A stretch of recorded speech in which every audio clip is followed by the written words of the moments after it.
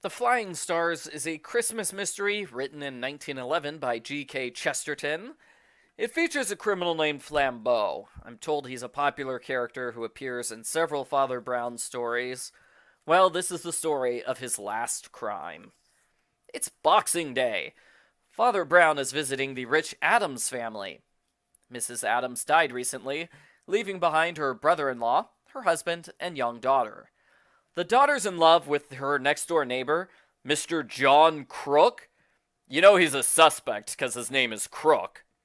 He's an outspoken socialist, and he very much hates the godfather, a banker named Sir Leopold Fisher. They have a mild disagreement about socialism. So, fighting with your relatives over politics during the holidays is not a modern invention. They had it back in 1911. Sir Fisher has 3 valuable diamonds called the Flying Stars. They're called that because they get stolen all the time. The brother-in-law announces a French comedic actor is coming, so they should perform a Christmas pantomime. It's sort of a comedy play where people act ridiculously, and they put on blackface. Needless to say, this part of the story is racist, and it aged poorly. I never expected a good person like Father Brown to say he's done blackface to entertain children. Thank God they don't do blackface in this story. They decide to do a harlequinade instead. There's a lot of chaos as they prepare for the show. Everybody gets into ridiculous costumes. It sounds like the play is pretty bad, but the audience was too polite to say so. The highlight of the play is when the comedic actor shows up dressed like a policeman. The Harlequin pretends to beat him up and play around with his unconscious body. Father Brown has been watching the play from the audience the whole time. Colonel Adams takes Father Brown aside and says the jewels were stolen. He forces Father Brown to turn out his pockets. Father Brown thinks things over and realizes the most obvious suspect is the stranger they don't know.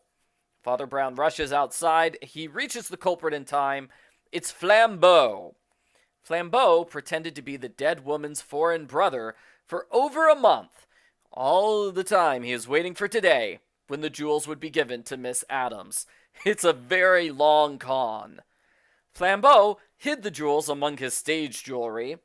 The beating in the play was real. He beat up a real-life police officer. That's probably a bigger surprise than the famous thief character being the thief. Father Brown gives a sermon on the nature of evil and Flambeau's cold and dark descent. I found this to be the most interesting part of the story, and Flambeau must agree, because he gives up his life of crime. That's the end of the story.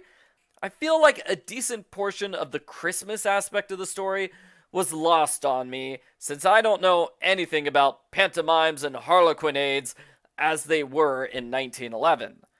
I don't want to know anything about these forms of entertainment if the main attraction is dressing up in blackface.